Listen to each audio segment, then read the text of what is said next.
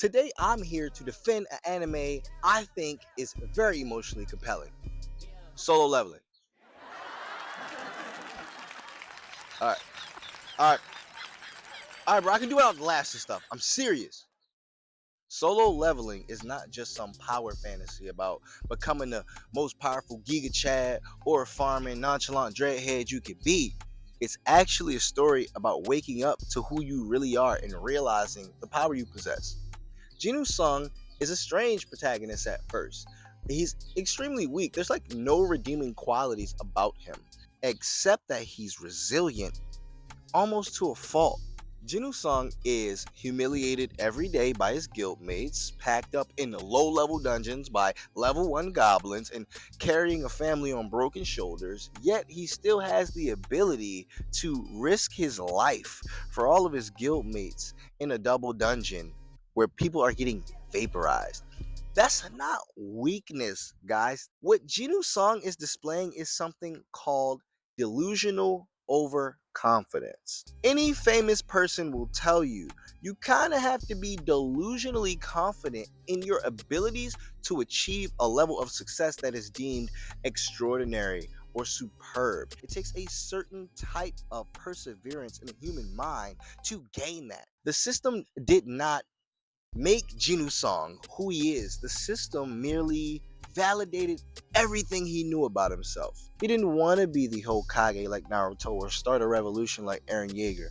He just wanted to wake his mom out of the forever sleep and put his sister through school.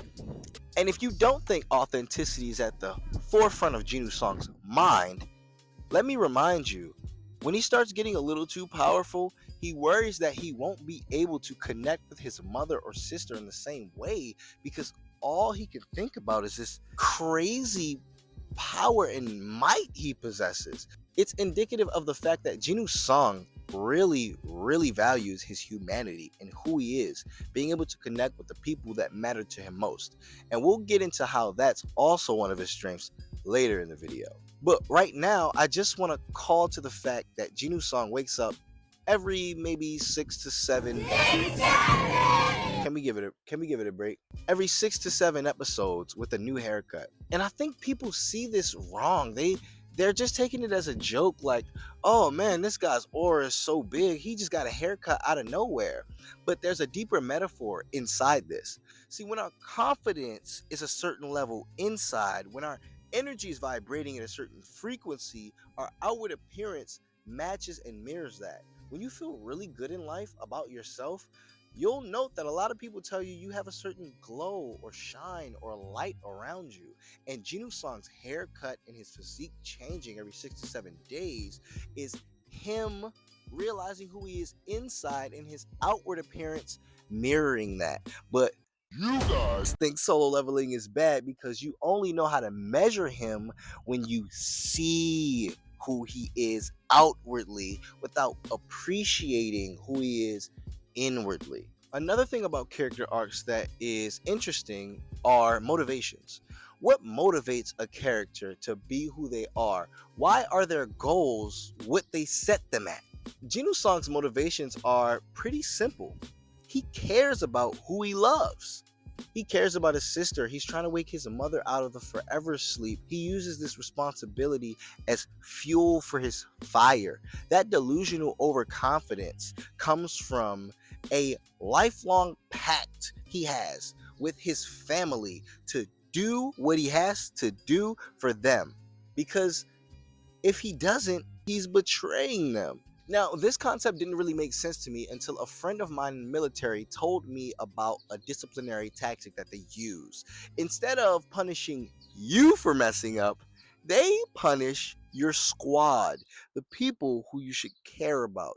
And when they punish the squad will in turn punish you because you not being disciplined betrayed the pact you have with them and put them in harm's way. I want you to think about that when you think about Jinu Song. Not the fact he can ride on a dragon with his hands in his pockets and his cloak blowing in the wind. And I've got to admit, I am super biased when it comes to these kind of tropes and characters. I resonate with it a lot. I am responsible for a lot of people in my life being the oldest brother, oldest cousin, firstborn son, firstborn grandchild. A lot of my goals feel like they have to be an inevitability because of the pact I have with my responsibilities. And I know I only have my responsibilities as a factor of me having the power that I do possess. Realizing and knowing who I am every day becomes a constant journey that brings nothing but growth. Sometimes you're in discomfort.